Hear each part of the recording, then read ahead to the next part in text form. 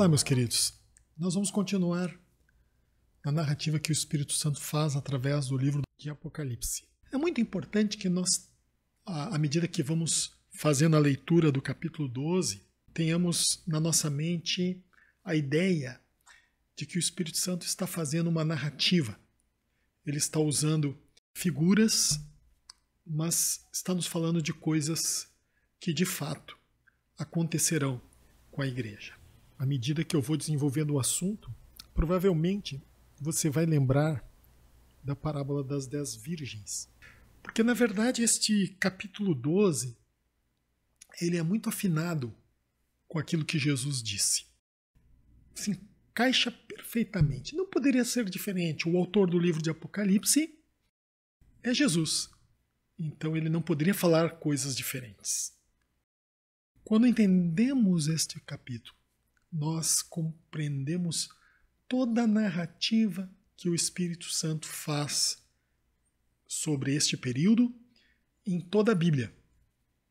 Porque é aqui no livro de Apocalipse, neste capítulo 12, que nós encontramos a linha de tempo do período do juízo. Mas são dois locais que ela aparece nas Escrituras.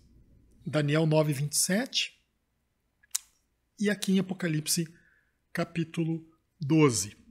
Por isso, eu estou começando com o capítulo 12 de Apocalipse.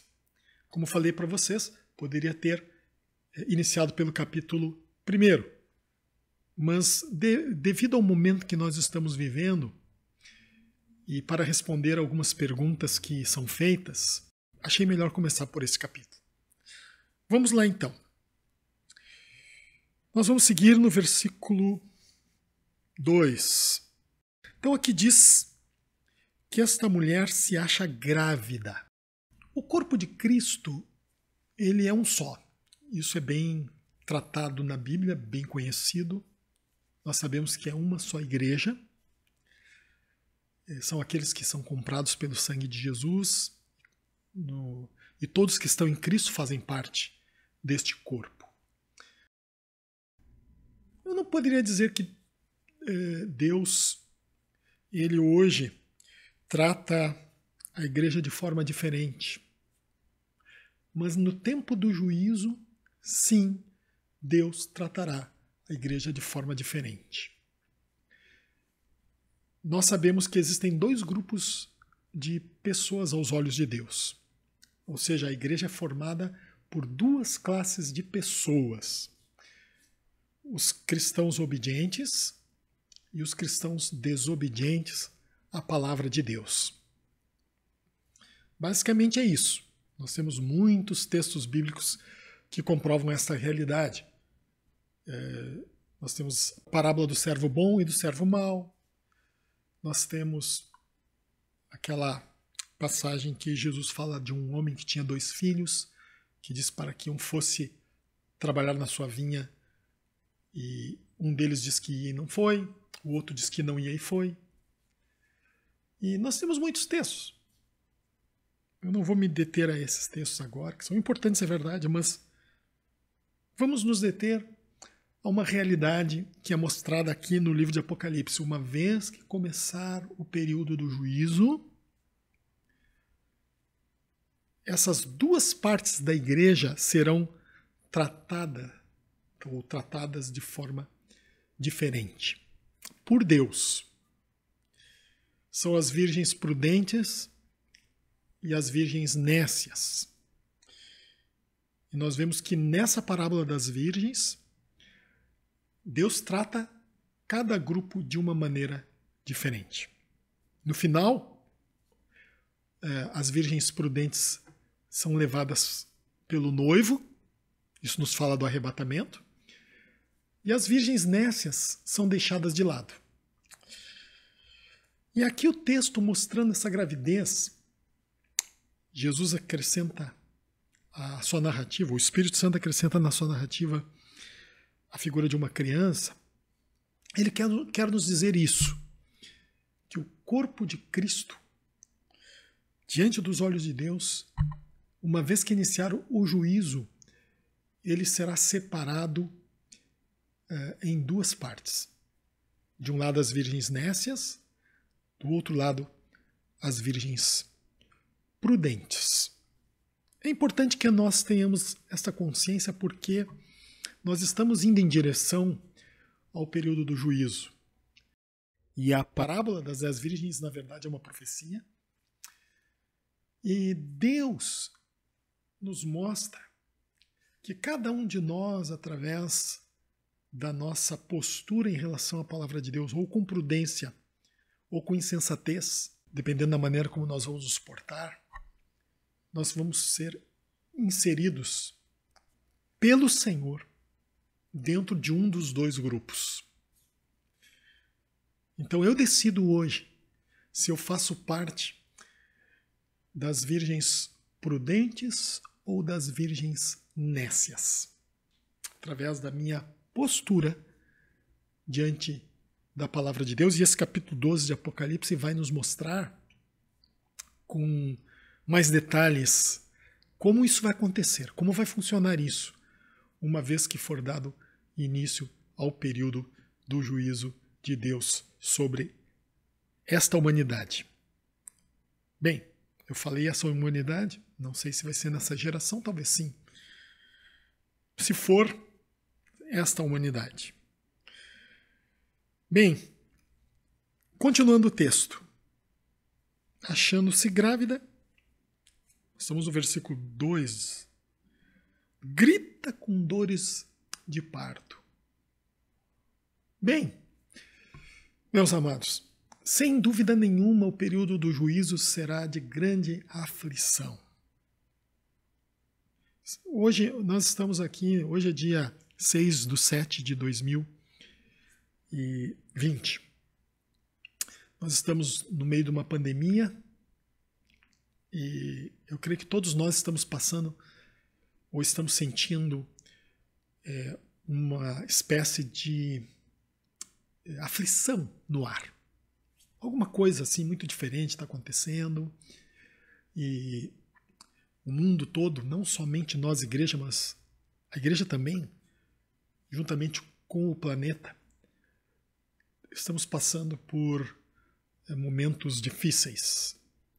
Não só pela questão do que vai acontecer com a economia do planeta, mas também pelas questões que envolvem a sociedade num todo. As pessoas, as famílias, enfim. Mas tudo isso é o princípio das dores. É o começo de um período muito triste, muito tenebroso, muito difícil que está por vir sobre a humanidade. O anticristo ele vai se manifestar, ele é o início, segundo a Bíblia, o aparecimento dele vai marcar o início do período do juízo. O ambiente espiritual do planeta vai mudar, vai ser alterado, porque o anticristo já estará presente, o juízo já estará em curso. E a grande tribulação estará em andamento. Bom, isso vai ser bem duro, vai ser difícil. A grande tribulação. É verdade que a grande tribulação, segundo o livro de Apocalipse, ele vai ser, segundo o livro de Apocalipse, e vai ser assim. Vai ser dividida em duas partes. A parte branda, entre aspas, né? Branda entre aspas, que vai ser bem dura. E a parte mais, digamos assim, forte da grande tribulação, que vai ser um período de muito sofrimento, como nós nunca ouvimos falar e a nossa mente não é capaz de reproduzir. E nós estamos então falando neste primeiro cenário que a igreja enfrentará, toda a igreja, da parte branda da grande tribulação. E aí o texto diz que ela, achando-se grávida, ou seja, já havendo uma separação entre os cristãos prudentes e os cristãos nécios, aos olhos de Deus, a gravidez representando, ou melhor, a criança representando os cristãos obedientes, a mulher assumindo o papel dos cristãos desobedientes, Então a mulher que no primeiro versículo representava todos os remidos, agora, a partir do versículo 2, passa a assumir o papel dos cristãos desobedientes. Então, esta gravidez e a mulher gritando com dores de parto. Ou seja, à medida que vai se aproximando do período em que a criança aparece, essa criança aparecendo, o que significa isso? Significa o momento em que os cristãos nécios vão abandonando a fé por não resistirem à pressão. Só vai ficar os cristãos prudentes. Só eles vão permanecer até o fim. Então esse é o nascimento da criança. Hoje, no início dos 7 anos, nós temos uma igreja só. Aos olhos de Deus, 2 grupos, os nécios e os prudentes, ou os cristãos obedientes e desobedientes. E no final dos 3 anos e meio, somente a criança, que representa os cristãos obedientes, porque só eles permanecem. E esse texto então nos mostra que esta mulher sofre tormentos para dar à luz, ou seja, lá no final dos 3 anos e meio, só permanecerão os cristãos obedientes, que é o momento em que ela dá à luz, ou seja, os fiéis são reconhecidos. Você não vai encontrar na rua alguém se dizendo fazer parte da igreja que não seja um cristão fiel. Só os fiéis vão estar se reunindo, ouvindo a palavra, praticando aquilo que nós conhecemos como básico da vida cristã. Somente estes. Então é o nascimento da criança. Dizem que tem países do mundo onde há perseguição hoje, né? Nós conhecemos alguns países, ouvimos falar. Você não encontra meio cristão lá. Você não encontra cristão que não ama a Jesus de coração. Na época da igreja primitiva isso também não acontecia. Porque naquela época, alguém que se dizia cristão, ele era morto. Ele era perseguido. Não haviam cristãos infiéis. Quando falamos cristãos infiéis, eu estou falando de pessoas que não levam Deus a sério, não levam a palavra de Deus a sério. É disso que estamos falando. Então, assim como hoje, nesses países onde a pressão é muito forte contra o cristianismo, não existem cristãos infiéis. No final dos 3 anos e meio deste período do juízo, que é a primeira metade dos 7 anos, a criança vai nascer. Só veremos no mundo cristãos verdadeiramente fiéis. O texto diz que a mulher sofre tormentos. Isso nos fala da situação daqueles que abandonarão a fé neste momento. Aqueles que vão deixar Jesus. Aqueles que vão negar o nome do Senhor. Você pode negar o nome do Senhor por atitudes. Nem sempre nós negamos o nome do Senhor com palavras. Mas por nos omitirmos, estamos negando o nome do Senhor. Então, esses representados pelas virgens nécias que vão voltar atrás, eles serão tomados de tormento. Hoje nós que estamos em Cristo temos a paz que Ele nos dá. O contrário de paz é tormento. Agora imaginem esses que vão voltar atrás, sabendo que o arrebatamento está para acontecer, sabendo que o anticristo já está presente, vivendo durante a grande tribulação e sabendo que vão ficar de fora do arrebatamento. Eles serão atormentados. Por isso que aqui o texto diz que a mulher sofre tormentos para dar à luz. Este momento, então, que se aproxima desta definição de quem é fiel e quem não é, todo esse processo aí, porque vai haver abandono da fé, a igreja vai sofrer muito com isso. Vamos continuar então com o texto. Viu-se também outro sinal no céu, e eis um dragão grande, vermelho, com 7 cabeças, 10 chifres, e nas cabeças 7 diademas. O Espírito Santo agora, ele tira o foco da igreja. Até então ele nos apresentou a igreja. Vou mostrar para vocês primeiro a igreja. Aquela mulher, né, vestida do sol, com a lua sob seus pés e uma coroa de 12 estrelas na cabeça, a igreja. Depois ele mostra que essa igreja está fracionada em 2 grupos. Fala de uma criança que representa os cristãos obedientes à palavra de Deus. A mulher assume o papel dos cristãos desobedientes. Mostra que no final dos 3 anos e meio, esta mulher estará sofrendo, porque os cristãos desobedientes terão tormentos. E agora ele faz uma pausa para nos falar sobre os bastidores desses 3 anos e meio. Ele diz assim: agora eu vou mostrar para vocês o que Satanás vai estar fazendo neste período. E aí ele começa falando. O texto de Apocalipse 12:3. Viu-se também outro sinal no céu, e eis um dragão grande, vermelho, com 7 cabeças, 10 chifres, e nas cabeças 7 diademas. Bem, esse dragão, nós sabemos que é Satanás. Ele é grande porque neste momento, no tempo do fim, ele alcança uma estatura máxima, não tem mais para onde crescer. Já fez tudo o que podia fazer.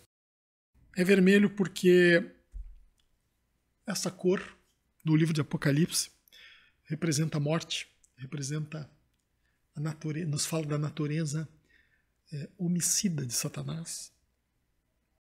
Já as 7 cabeças, cada qual com uma coroa, nos falam de imperadores romanos que viveram na época de João. Isso quer dizer que Satanás está por trás da fundação do Império Romano, e ele vai ressurgir nesse último tempo como o reino do Anticristo. Já esses 10 chifres nos falam de 10 reis que surgirão após o arrebatamento e darão suporte ao reino do Anticristo.